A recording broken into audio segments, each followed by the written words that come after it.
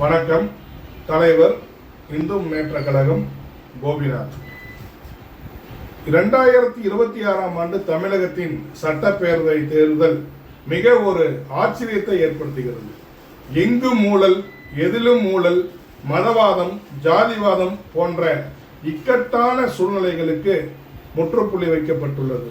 குறிப்பாக இளைஞர்கள், மாணவர்கள், ஏன் பெண்கள் அனைவரும் இந்திய அளவில் நம் தமிழகத்தை முன்னேற்றுவதற்காக ஒரு நல்ல முடிவினை எடுத்திருக்கிறார்கள் என்பதை நான் தெரிந்து கொண்டிருக்கிறேன்.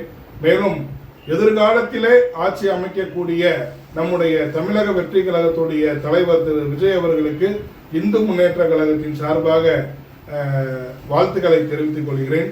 மேலும் இந்த இந்துத்துவா என்று போர்வையில் இருந்த கட்சிகள் எல்லாம் தோல்வி அடைந்து விட்டது.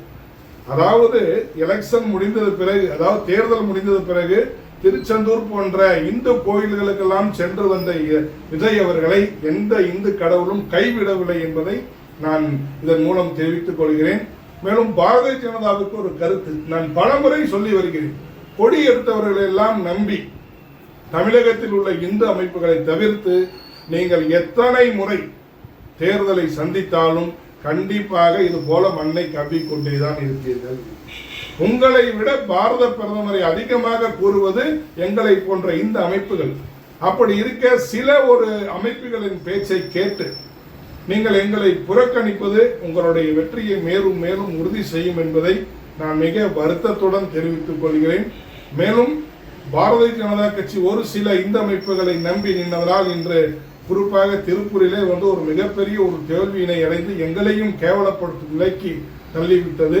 எனவே எதிர்காலத்திலே மிக சவால்கள் காத்துக் கொண்டிருக்கிறது. விஜய் அவர்களுக்கு நல்ல முறையில் செங்கோட்டையன் இருக்கிறார், ஆதவ் அர்ஜுனா இருக்கிறார், சிறந்த வழக்கறிஞர்கள் இருக்கிறார்கள்.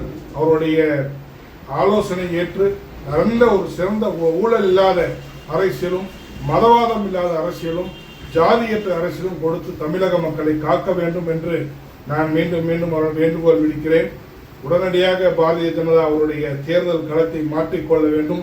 இல்லை என்றால் இந்தியா முழுவதும் இதுவே நடக்கும் என்று கூறிக்கொள்கிறேன். நன்றி, வணக்கம், வாழ்த்துக்கள்.